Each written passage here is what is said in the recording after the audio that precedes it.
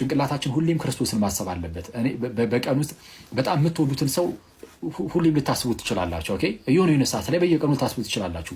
ጌታችን ኢየሱስን በመውጣት በመግባታችን ሁሉ ልናስበው ይገባል። ኢየሱስ በልባችን ላይ የምርም ሊነግስ ነው የሚገባው።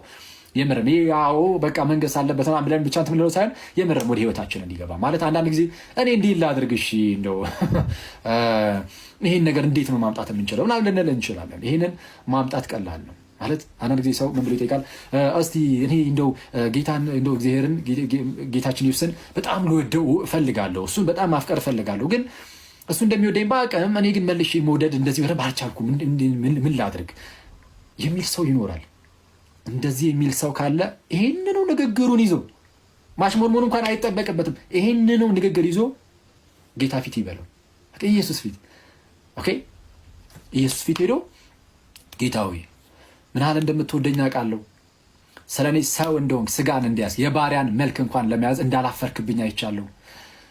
ያኔ ደግሞ እኔ በበደል ኃጢአተኛ ሙታን ነበርኩኝ እኮ አባ፣ ግን መጥተህ ስለኔ የኔን ስጋ ነስተህ ስጋን ተዋህደ ተገለጥክ።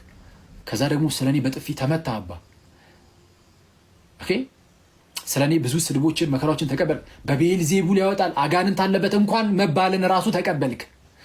እኚህን ሁሉ አደረግ። አንተ ግን የሰማይም የምድርም ፈጣሪ ነህ። ይህንን አምናለሁ። ለእኔ ስትል እነዚህን ሁሉ አደረግ። በስተመጨረሻም እርቃንህን ጌታ ሆይ እጆችን እግሮችን ተቸንክረ በመስቀል ላይ ስለኔ ተሰቀልክ። የዚህን ያህል ወደድከኝ፣ አፈቀርከኝ። ደግሞ አሁንም ደግሞ ትታገሰኛለህ። ፍቅርህ ከመስቀሉም በኋላ ቀጥሏል። ጌታ ሆይ እኔ ግን እንደዚህ ልወድህ አልቻልኩም። አባቱ አንተ እርዳኝ፣ ጌታ ያግዘኝ። አንተን ማፍቀርን አንተን መውደድን ስጠኝ። የእግዚአብሔር የጌታችን የኢየሱስ ክርስቶስ ፍቅሩ በመንፈሱ በኩል በልባችን ይፈሳል። እሱ ግን በዓለማዊነትና በኃጢአት ምክንያት ጥፍትፍት እያለ ሊሄድ ይችላል።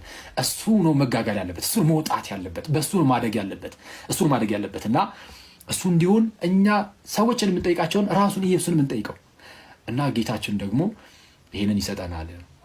ይሄ ማለት አምነን እንጸልይ። ስንጸልይ ብቻ ክርስቶስ እንደሚሰማል